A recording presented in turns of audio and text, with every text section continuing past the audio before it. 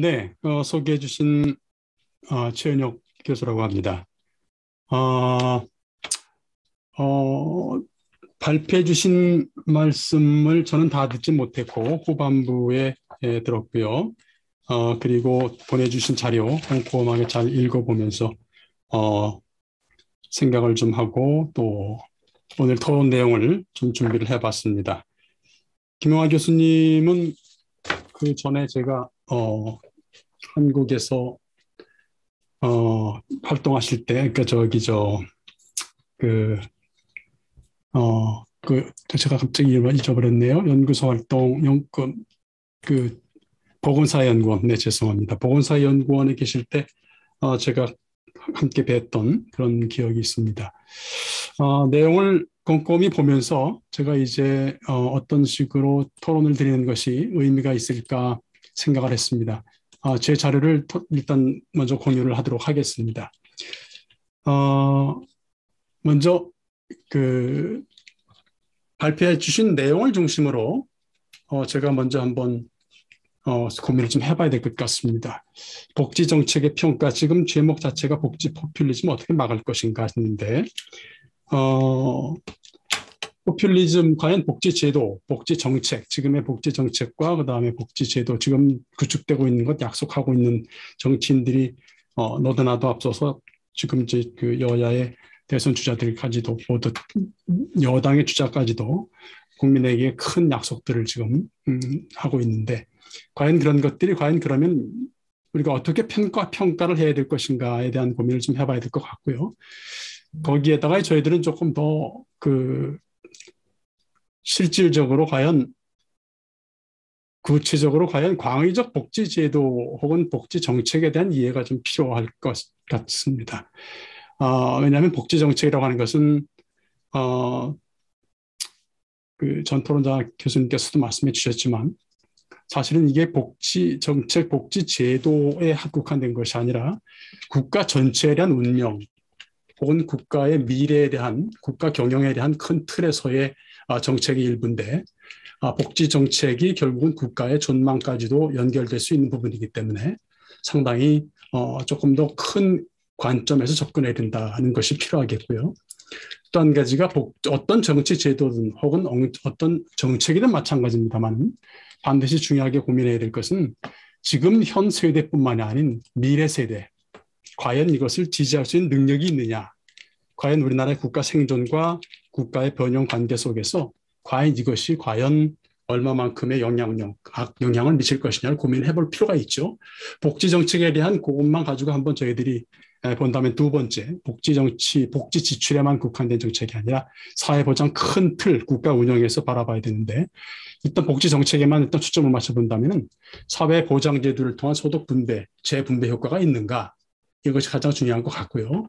그 다음에 다양한 그 세대적 요구뿐만 아니라 지금 현 세대의 요구뿐만 아니라 지금 다가올 이제 말하자면 지금 막 태어난 세대뿐만이 아니라 지금 20대, 30대들이 주류가 돼서 40대, 50대에 가장 중요한 중추 세력이 돼 있을 때 우리의 말하자면 몸에서도 가장 중추가 중요하듯이 허리가 중요하듯이 그 허리 세력이 돼 있을 때 과연 어떠한 희생을 해야 될지 혹은 그 희생은 또 감내할 수 있는 정도인지를 고민해 볼 필요가 있을 것 같습니다.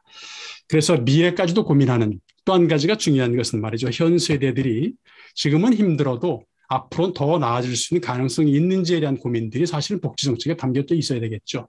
사회 이동성을 가능하게 하는지에 대한 여부, 그것도 항상 중요할 것 같고요. 또 한 가지가 이제 복지 정책, 복지 제도의 지금 평가에서 중요한 것이 과연 지금 이것이 과연 정말로 필요한 것인가, 또 필요하다면 이것이 어떻게 적정하게 쓰여질 것인가에 대한 그런 것을 저희들이 고민하지 않을 수가 없습니다. 지금 현재 사회적 불안 요소나 갈등 해결 가장 중요하죠. 중요하지만 아까 제가 지적했던 것처럼 미래 세대까지도 과연 사회적 불안 요소와 갈등이 과연 어떻게 전개될 것인지에 대한 고민도 해볼 필요가 있다는 것이죠. 그래서 중요한 것은 생존에 위협받고 있는 순위부터 먼저 정하고 그리고 그런 사회에서 가장 말하자면 소외 사회에서 가장 어려움을 겪고 있는 그러한 다양한 그 계층이 있는데 그 계층의 지원부터 시작하는. 그러니까 제가 이제 왜 이런 말씀을 드리냐 하면은 스웨덴의 발전 과정을 보면 이제 그런 것이 충분히 어떻게 그런 것이 이루어졌는지 그게 갖춰지고 있었는지에 대한 그런 것이 그런 것을 이해하면 제가 왜 이렇게 말씀드리는지에 대한 부분을 이해하실 수 있지 않게 생각합니다. 또 한 가지가 이제 복지제도, 복지 정책의 평가에 있어서 과연 이것이 지속 가능성이 있는지, 지속 가능성은 꼭 복지뿐만이 아니라 정치의 운영 혹은 국가의 운영, 그 다음에 그 경영의 가장 중요한 부분입니다만은 그래서 그 지속 가능성은 결국은 이것이 과연 유지될 수 있는 것인지, 그걸 운영할 수 있는 능력이 되는 것인지 이것을 먼저 들여다볼 필요가 있겠죠. 그것 중에 하나가 바로 이제 복지 재정의 능력이 과연 우리가 있는 것인지, 수입과 지출을 볼 수밖에 없습니다. 항상 플러스 마이너스를 봐야 되는데 마이너스가 단기적으로 유지되는 것은 문제가 없습니다. 근데 장기적으로 적체될 때가 가장 큰 문제겠죠. 그래서 복지 재정의 지속 가능성 이해가 상당히 중요한 부분이고, 그것을 받쳐주는 것은 뭐겠습니까? 기업 활동에 활력이 있는지 부분, 과연 시장에서 과연 성장을 이끌어낼 수 있는 그런 동력은 과연 있는 것인지, 그런 부분들이죠. 그래서 결국은 그것은 국가 채무로 연결됩니다. 국가 채무가 어떻게 빠르게 증가하고 있는지, 국가 채무를 5년, 10년, 30년, 50년의 큰 틀에서 과연 우리가 이것을 어떻게 관리해야 되는지에 대한 고민이 반드시 있어야 되겠죠. 또 한 가지가 중요한 것이 평가할 때 결국은 아까 말씀드린 국가 재정 수입과 지출 관계인데 조세 제도가 과연 얼마만큼 형평적인지, 투명한지에 대한 그런 그것도 고민을 해볼 필요가 있겠죠. 그래서 중요한 것은 복지 정책, 현 세대, 그다음에 현 정권의 복지 정책은 지금 정권과 관계없이 장기적으로 그런 그 비전을 담아낼 수 있는 그런 정당들이 있는지, 책임 정당들이 있는지, 없다면 과연 우리는 어떻게 대처해야 되는지 그런 부분에 대해서 고민을 해볼 필요가 있을 것 같습니다. 왜 그렇게 많은 것을 약속을 하고 대통령 당선되더라도 또 돼서도 지속적으로 위기는 찾아오는 것인데 그 위기 속에서 그 현금 중심으로 해서 국민의 불만이나 혹은 어려움을 무마시키고 해결하려고 하는 방식은 이것은 옳은 방법은 아닐 것이다라는 그런 전제 조건 하에서 말씀을 드린다면 인기영합주의 정책에 대해서 먼저 한번 간단하게 짚어볼 필요가 있을 것 같아요. 다양한 이론적 정의가 있다고 말씀을 해주셨습니다만 이론적 정의는 일단 많은 포퓰리즘에 대해서 연구한 존 워너 뮬러 교수가 지적을 하고 있죠. 단기적 목적으로 미래 고민 없이 국민의 편을 가르거나 갈등을 유발해서 이익을 부르는 정책이다. 또 한 가지가 상대방은 무능하거나 악으로 간주한다. 이런 것들이죠. 민족을 강조하는 경향성이 있고 전체 국민을 대상으로 하지만 지지세대 결집에 더 큰 무게를 두고 있다. 이건 많이 들은 말씀일 겁니다. 이미 이론적 정의가 이렇게 이루어지고 있고요. 그래서 보면은 이제 저는 중요한 것이 결국은 책임 전가를 하고 있는지 아닌지, 스스로 이건 제 책임입니다. 제 책임이고 또 우리 공동의 책임이고 함께 해결해 나갈 문제라고 인정한다면 저는 그것은 인기정합 정책은 아니라고 보고요. 또 미래 지속적 성장 혹은 유지, 미래에 대한 고민이 있는가 없는가에 대한 그런 유무, 개인의 자발적 능력 개발과 교육 등 미래지향적인 사회 투자에 과연 신경 쓰고 있는지에 대한 유무들, 이런 것들이 치유되지 않고 고민되지 않고서는 저는 이런 정책은 앞으로 지속적으로 나올 것이다 봅니다. 대통령 선거가 몇 달 남았습니다만 앞으로 4개월 정도 남았죠. 4개월 맞죠? 4개월 정도 남았는데 앞으로 얼마나 많은 또 공약들이 나올지 참 저도 걱정이긴 합니다. 가장 고민해야 될 부분이 바로 이 부분인 것 같아요. 과연 지속 가능성 부분에서 저희들이 고민해야 될 부분이 1번부터 4번까지 모델이 있는데 가장 이상적인 모델은 상당히 기울기 자체가 그렇게 많지 않아서 저희들이 재정 복지 재정이라는 것은 이제 계속 굴러가면서 커질 수밖에 없는 거거든요. 근데 그걸 운영하는 사람의 입장에 봤을 때는 어떤 기울기 상황에서 어떻게 굴려갈 것인지에 대한 그런 고민들이 있어야 된다는 것이죠. 모델 1에서 같은 경우는 제가 보기엔 가장 좋은 이상적인 모델이겠죠.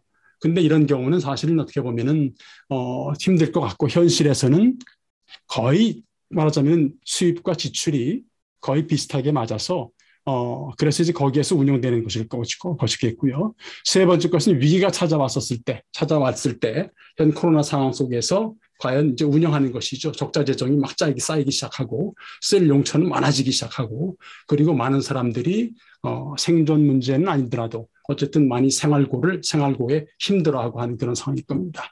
그 다음에 실업률이 높아지고 말이죠. 그래서 단기 그 처방이 많이 필요할 경우, 돈이 많이 필요할 경우 아니겠습니까? 자, 이럴 경우인데 이것이 지속되고 다시 2번으로 모델 2로 돌아가지 않고 지속적으로 될 때는 어떻게 될까요? 결국 모델 4로 갈 수밖에 없겠죠. 네 번째 모델로 갈 수밖에 없는 상황일 겁니다. 바로 이런 지점에서 저희들은 기울기 효과에 대한 부분, 이것이 바로 이제 국가 운영의 묘인데 이걸 저희들이 과연 이걸 생각해 보면 되겠죠.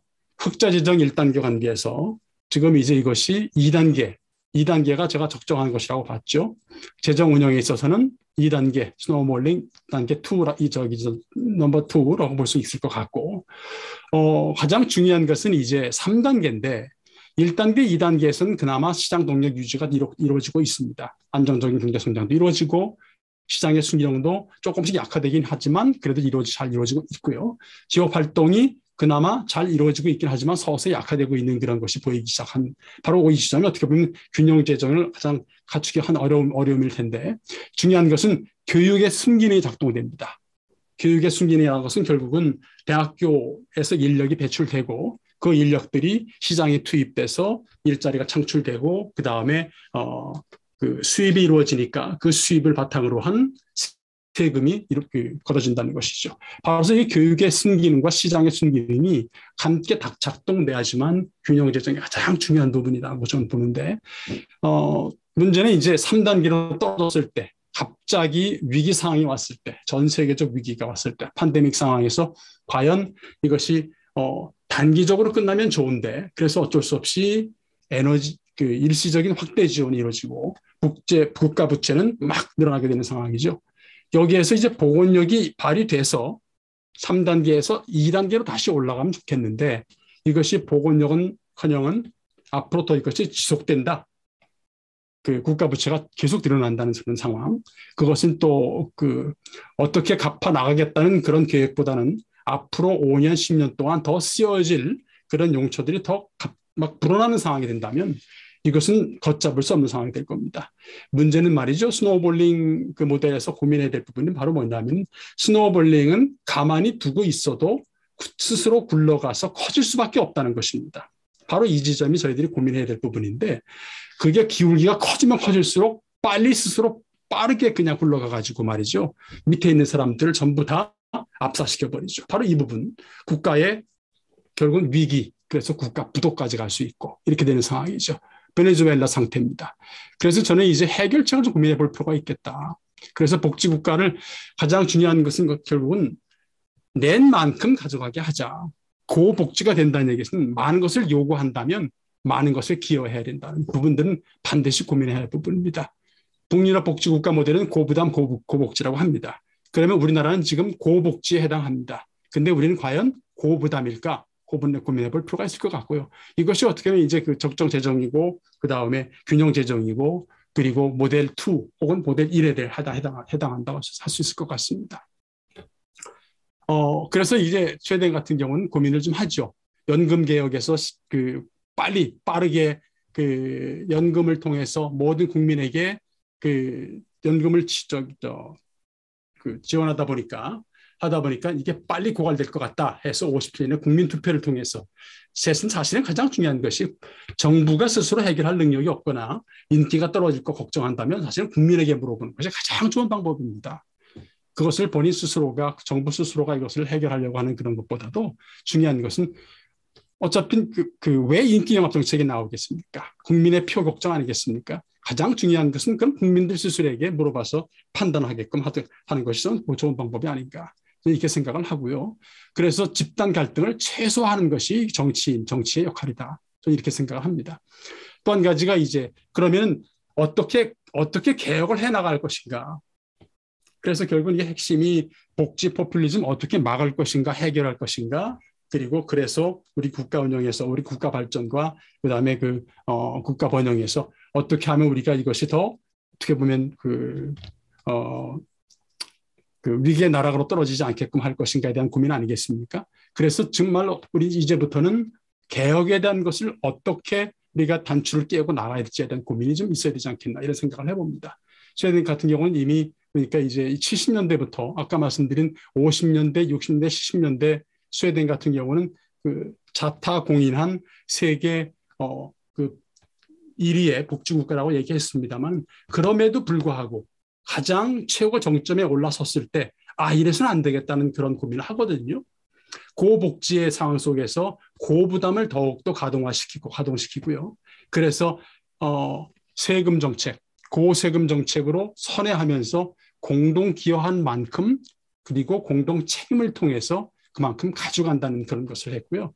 그러면서 70년대부터 세금 신고서를 모든 개인에게 18세만 되면 돈을 벌든 안 벌든 세금 신고를 하게 했습니다. 그래서 완전히 투명하게 했죠. 얼마를 벌었는지. 물론 여기에서 중요한 것이 이제 세금 신고를 하게 될 경우 본인이 양심적으로 하게끔 돼 있죠. 그렇지 않고 예를 들어서 이제 블랙머니를 벌었다. 그랬을 때 신고를 안 했다. 그것은 이제 양심적인 문제겠고요. 바로 이 부분인 것 같습니다. 세금 신고를 18세 모든 성인에게 하게끔 하는 그런 제도를 일단 도입한다면 저는 이제 빨리 벌어서라도 내가 이 세금을 좀 내고 싶다는 그런 것도 또 사실은 또 작동되는 거기도 하고요. 국가 입장에서는 투명 조세 제도가 이루어질 수 있다는 점입니다. 또 한 가지가 지금 스웨덴 같은 경우는 말이죠.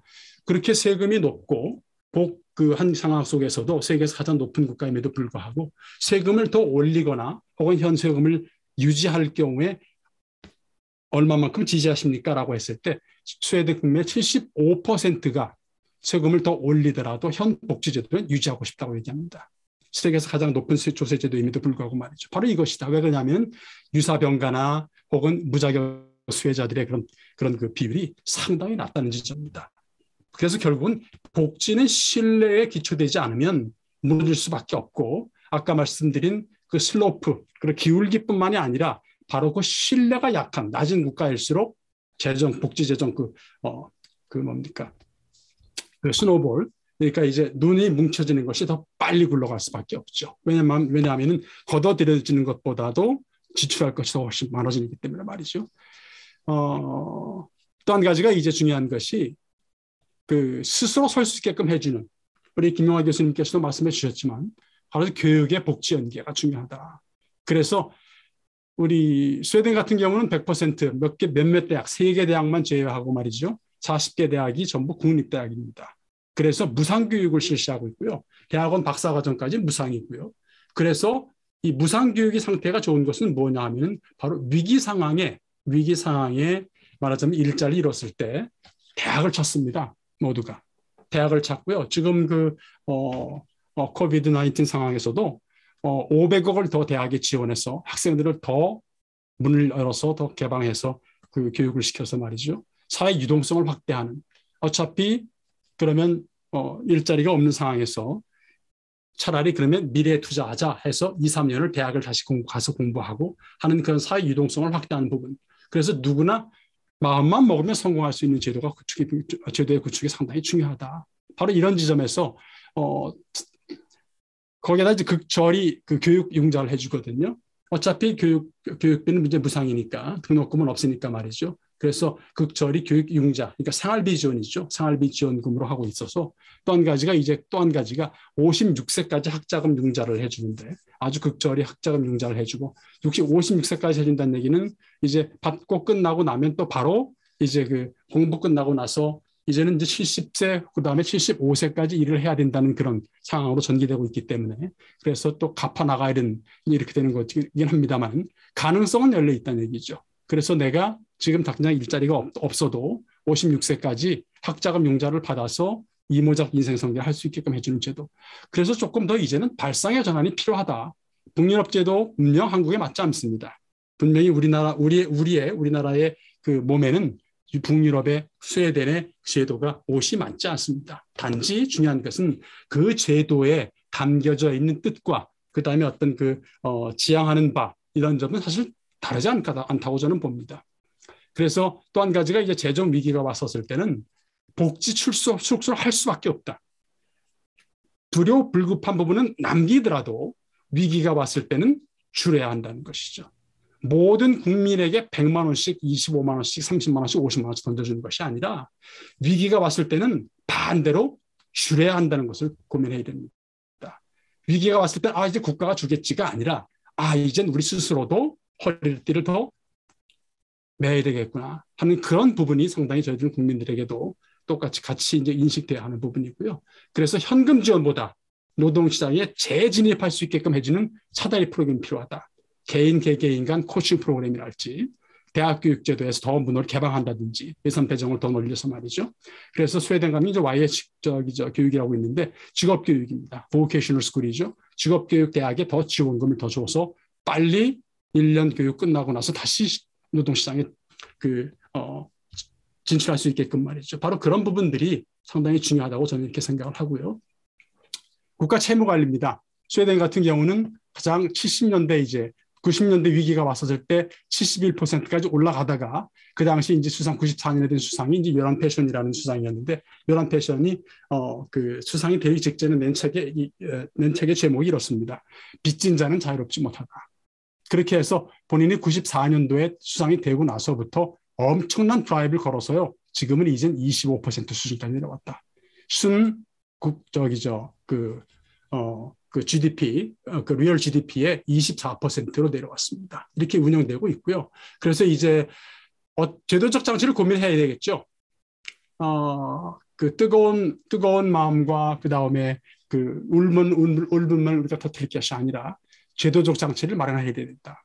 정치인들이 손을 대지 못하게끔 정치인들이 약속을 하지 못하게끔 하는 제도적 그런 장치가 잠금 장치가 있어야 된다. 그래서 중요한 것은 지방에게 좀 많이 더 나눠주고 지방은 스스로 책임을 지는 그런 것이 좀 필요할 것 같고요. 그래서 중요한 것이 이제 예산법이라는 것을 만들어서 말이죠.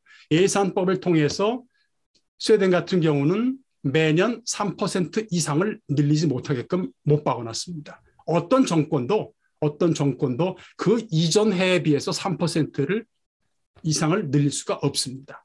그러면 지금 같은 그런 예를 들어서 코비드 상황은 어떤가? 특별법을 만들어서 했습니다만 특별법도 스웨덴 같은 경우는 이제 8개 정당 체제인데 모든 정당들이 8개 정당들이 함께 참여를 해서 국민들이 이해하는 수준 속에서 특별법을 만들어가지고 지금 운영하고 있습니다. 코비드 특별법을 만들었습니다. 그래서 특별 지원을 해주는 법을 만들었는데 이것도 아까 말씀드린 것처럼 현금 지원보다는 다시 재개할 수 있는 그런 쪽으로 지원을 해준다는 것이죠.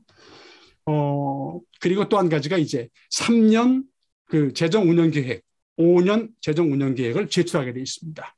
그리고 또 한 가지가 추계와 춘계를 나눠서 심사하게 하고요. 그러면은 초치게 해가지고 혹은 예산법을 지키지 못하죠. 한국 같은 경우는요. 그래서 31일을 넘겨서 그 다음에 익년까지 넘어가는 상황도 있는데 그렇게 하지 말고 춘계와 추계로 나눠서 국회에서 논의하게 하라. 이렇게 하면 제가 보기에는 조금 더 국민들도 이해가 쉽고 그리고 그렇게 해서 예산법에 못 박아 놓고요. 어떤 정권이 들어오더라도 이것은 절대로 지켜져야 할 성역 같은 것이다라는 것을 국민에게 좀 각인시킬 필요가 있다고 저는 봅니다. 그래서 이제 또 한 가지가 이제 2007년 이후에 워너브라더스가 아니죠. 재정 위기가 왔었을 때 GDP 1%의 공공 부분 재척 저축의 의무화를 이뤘습니다. 그러다 보니까 위기 왔을 때는 다시 사용할 수 있는 버퍼로 사용한다. 그래서 적정 재정이 가능할 수 있게끔 해주는 그런 제도적인 고민이 좀 필요하지 않겠나 이런 생각을 합니다. 그래서 이제 복지국가를 우리가 이제 앞으로 지금뿐만이 아니라 앞으로 미래 세대까지 고민할 수, 살아갈 수 있는 그런 토대를 마련하는 것은 현재 지금 모두의 책임이라고 저는 생각을 하는데, 중요한 것은 결국은 우리가 복지제도의 실패, 어떤 제도의 실패, 국가의 어떤 그런 그 가장 큰 도전, 이런 것들을 보면 말이죠. 결국에 가서는 정치 지도자들, 그 중에서도 최고 통수권자의 책임의 경우가 많습니다. 우리가 지금 영국, 미국, 뭐 스웨덴도 마찬가지입니다만 어떤 나라든 독일이든 말이죠. 어떤 정책에 대해서 기억합니까? 못합니다. 대신 그 정책을 수행하고 이끌어가고 실패나 성공을 이끌어갔던 정치 지도자들은 기억합니다. 중요한 것은 정치 지도자들이 미래에 대한 책임감을 좀 통감을 하고 말이죠. 약속만 하지 말고, 또 국민들도 이제는 약속한다고 덥석 밀어주지 말고 철저하게 미래 계산서를 제출해라. 미래 5년, 10년, 50년의 그런 그 장기 계획을 좀 비례전 밝혀봐라 라고 해서 그것을 좀 토론해서 비판하고 또 대안을 요구하는 그런 방향으로 나갔으면 좋겠다는 그런 생각입니다. 네, 저는 여기서 마치도록 하겠습니다.